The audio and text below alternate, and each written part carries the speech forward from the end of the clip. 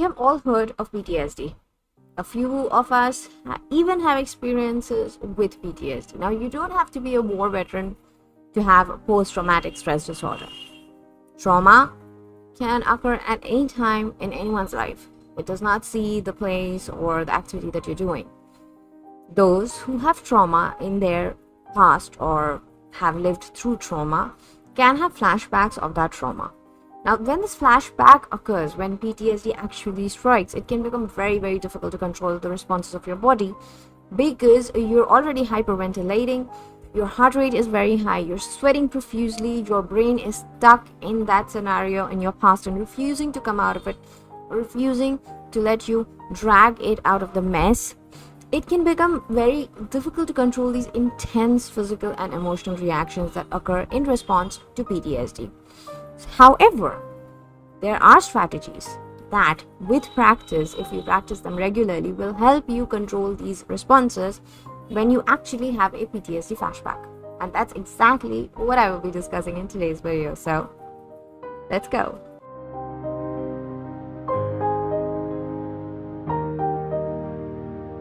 Hello everyone, welcome back to Guilt Free Mind. I am Dr. Shruti Bhattacharya, the author and owner of guiltfreemind.com.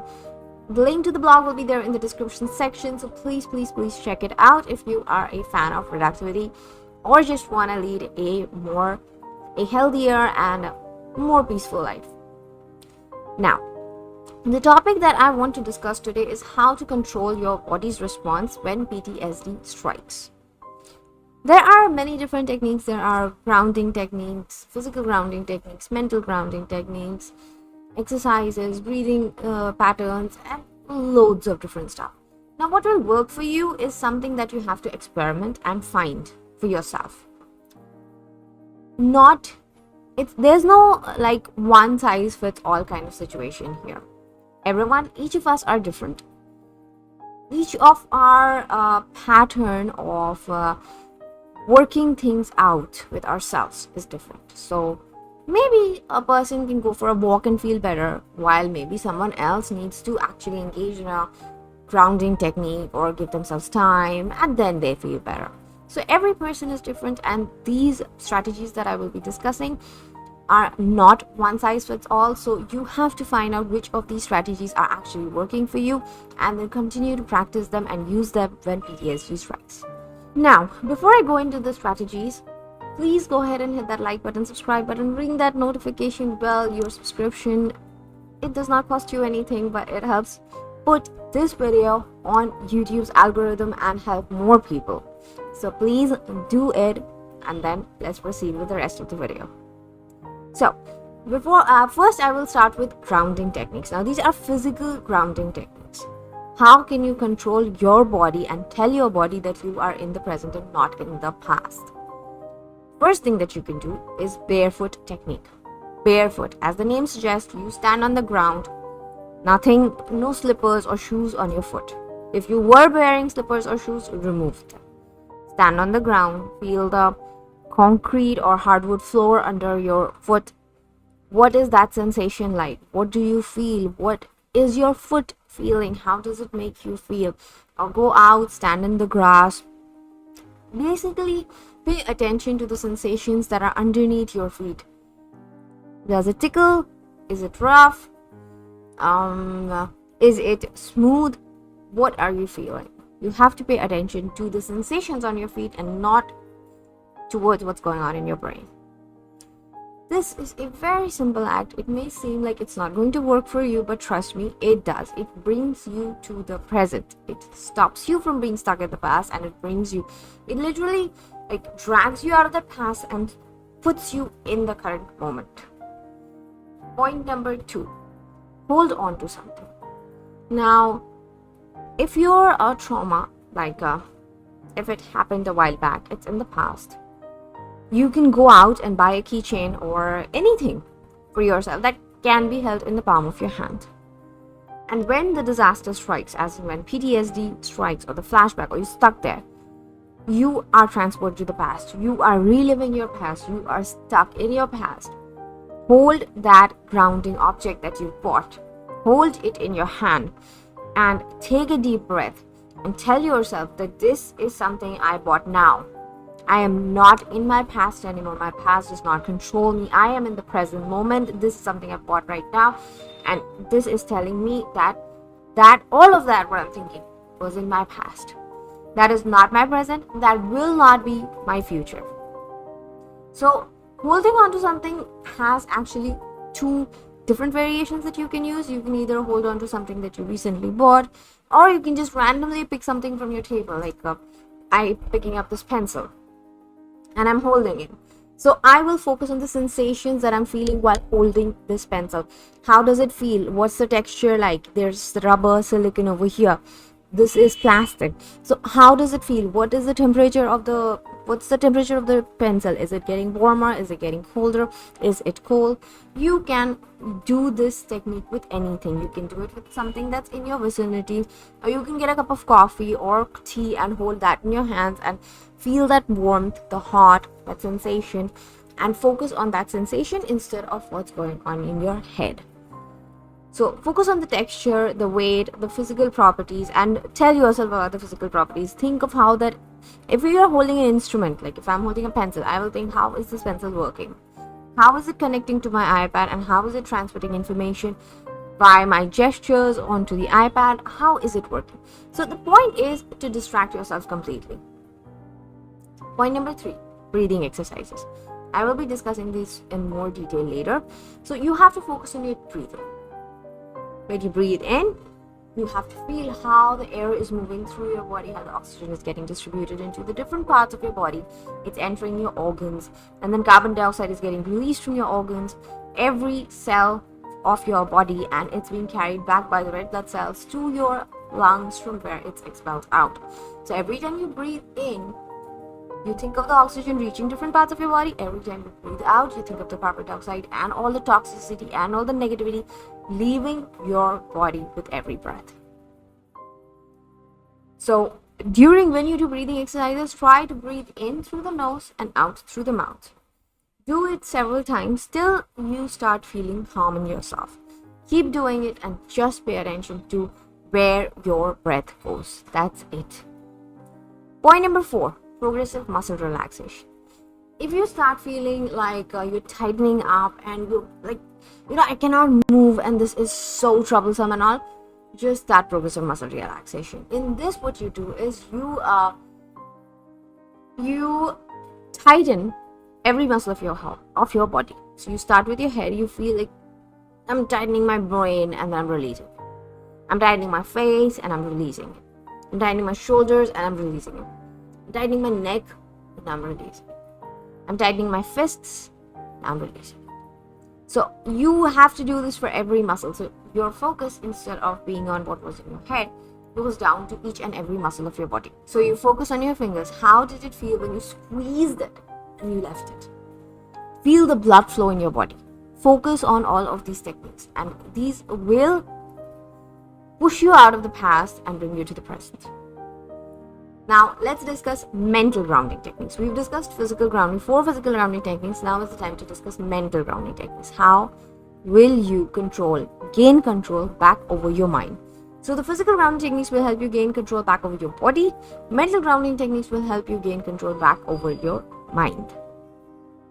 So the first technique in the mental grounding technique is to describe your environment. So suppose I have a PTSD attack and I'm sitting here on this chair. So I will start to describe my environment. Okay, so what do I see in my environment? I see a camera pointed at me. I see a light on in the camera. I'm probably recording something. I have a laptop here. I have another MacBook here. Then I've got pencils here. I've got a mug. I've got a clock. There are different stuffs in this room. So you start noticing and you start speaking that aloud. So what can you see in the room? I see a wall clock. I see a tube light. Now describe the wall clock. What are the colors of the wall clock? What is the time on the wall clock? What color is the tube light holder? Or what colors are the wall? Could they have been a different color? So basically the point is to get your brain working, but in a very different direction than it wants to focus on. So you describe the colors, the shapes, the patterns, the textures, and what is your opinion on it? Is it right? Is it wrong? Is it the wrong color? Could it be better? So this distracts you from your sensations and from your disturbing thoughts and everything. Then in this I'll put it as point number 2 in this. This is 5 4 3 2 1 technique. Now this is a technique that needs to be done repeatedly till you feel that sense of calmness in you. In this, what you do is you describe 5 things in your environment that you can see. Then you describe 4 things that you can touch. If you are mobile, if you can move around, then you go and touch those 4 things.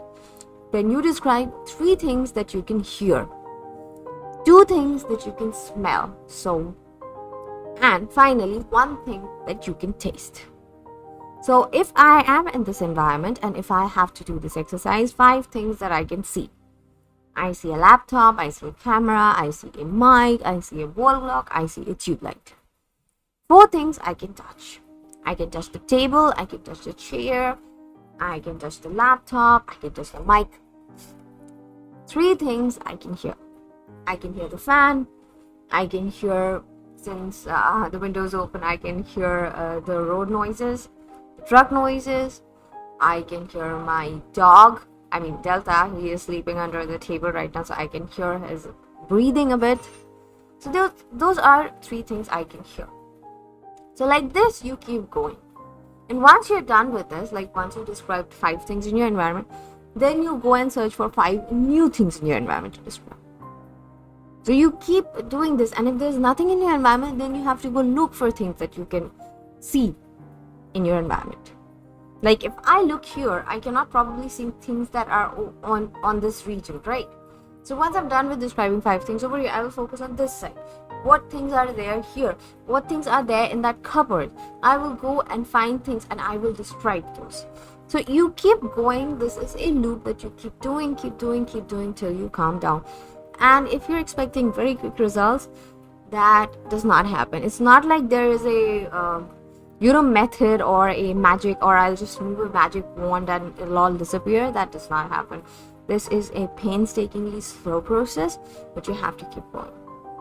Once you get into the practice, once you get the hang of it, then it will be much easier to control your PTSD response. But in most cases, I have noticed that people think that if they're having PTSD, they go to psychologists, so they come to me, and they expect the problem to just go away like this. It does not go away like this. Even our brain does not reset like this. You have to put in the work. You have to do these things every day. Even if you don't have PTSD, like even if you're not getting that flashback regularly, you have to do these things regularly so they can be, so that you are, powered up to deal with the problem when it actually strikes.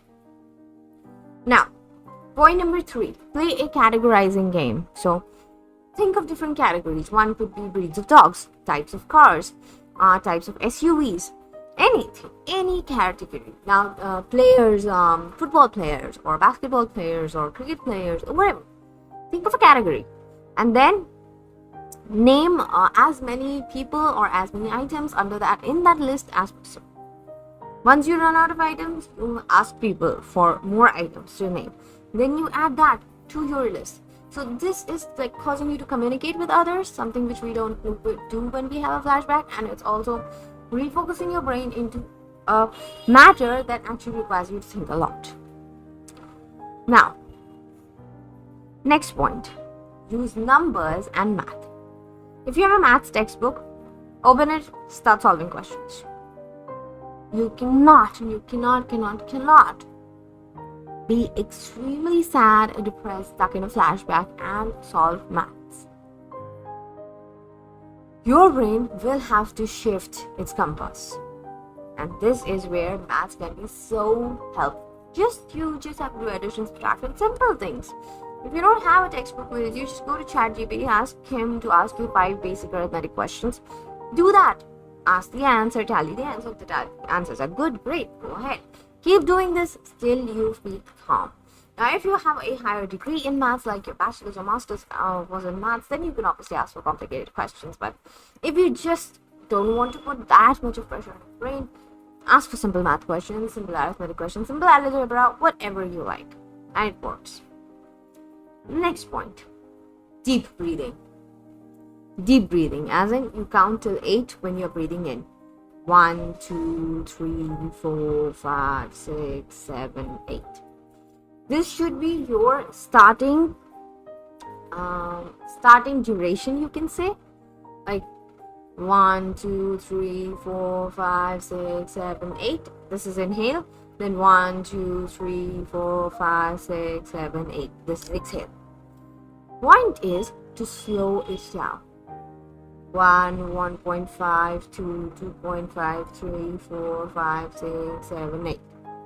Then again you reverse it. So when you're trying to reduce your breathing rate, your heart rate will automatically come down, and it will reduce your BP, and that feeling, that overwhelmed feeling like I'm stuck in a cage, I need to run out, I need to run free, I need to be wild, I just need to get out of here, those feelings will start to calm down.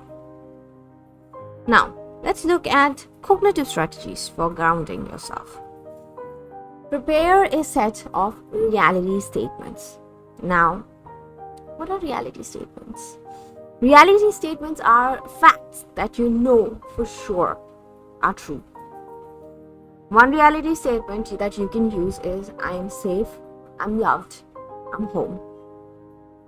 If you have family that you stay with, then you're loved, and you're obviously safe in their presence, and you're home. So use such phrases, or tell yourself, I am safe right now. Whatever is coming to my head is just a figment of my past. I'm stronger than this, and I can handle this, and it's not going to take me down. So you keep telling yourself, you just tell yourself that this is just a memory, it cannot hurt me, this does not matter anymore, I am okay, I am living a fulfilling life, and I do not have to focus on this. Next, lifestyle adjustment. Now, as I told you, these things are not going to work like this. You have to work on them for them to work on you when you actually have a PTSD episode. Now, amongst these points, there is one that is about lifestyle adjustment. So, how can you change your lifestyle to make yourself better adapted to dealing with problems when they arise? So, one way of doing this is engaging in routine exercises. So, if you are someone who likes picking weights, you do weight training every day, or you do HIIT, or you just walk on treadmill, or you go out for a walk, everything is okay.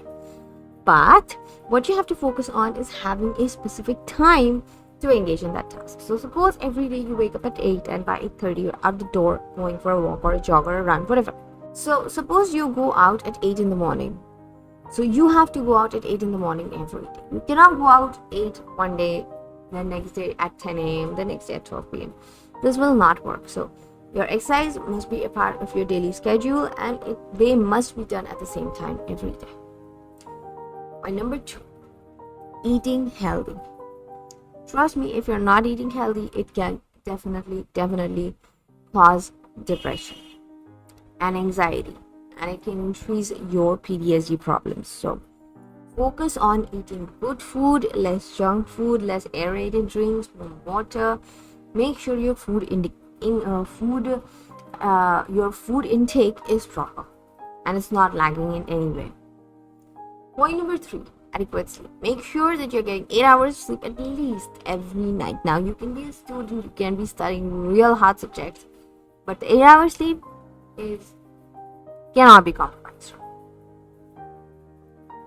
So do these lifestyle adjustments so that the chances of your PTSD flashbacks occurring itself reduces.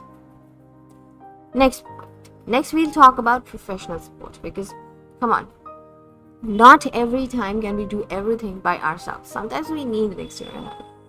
So in professional support, you can either go for CBT, or you can go for eye movement desensitization and reprocessing, which is EMDR, or you can just go for prolonged exposure therapy. Either ways, all of these are focused on changing your perspective towards what happened, showing you how strong you really are and the fact that you can get through anything, and building your resilience. Point number 2 opt for medication. If you're unable to sleep, absolutely it's not working out for you, talk to your doctor and get medication so the symptoms of PTSD can easily be managed. Point number 3, look for support groups. Support groups have people who've been through very tough times and are in need of help. You go to a peer support group, and those who have lived through a similar situation can guide you on what you should be doing, or tell you what not to do, or discuss their difficulties with you, which may give you an insight on how to deal with your own difficulties that you're facing and all. So these would be your professional support options. Now finally, we come to emergency strategies. So if you notice that the person you're trying to help is not coming out of their past, and it's a huge cop in their head and they're just not able to deal with it themselves, then please go ahead and seek emergency room personnel or go for a response. Do not wait this out. Alright, so this is it for this video. I hope you try out these grounding techniques, and if you want more details of any of these, please mention them in the comments. I will be happy to make a new video on that. I will be discussing more of grounding techniques in my next video regarding how to deal with PTSD. But this is it for now. Thank you so much for staying tuned, and I will see you in my next video. If you haven't yet, hit the like button, subscribe button, and ring the notification bell. Please do so, and make so that YouTube can show this video to more people who are in need of help. So thank you so much, and I will see you in my next video. Till then, bye bye.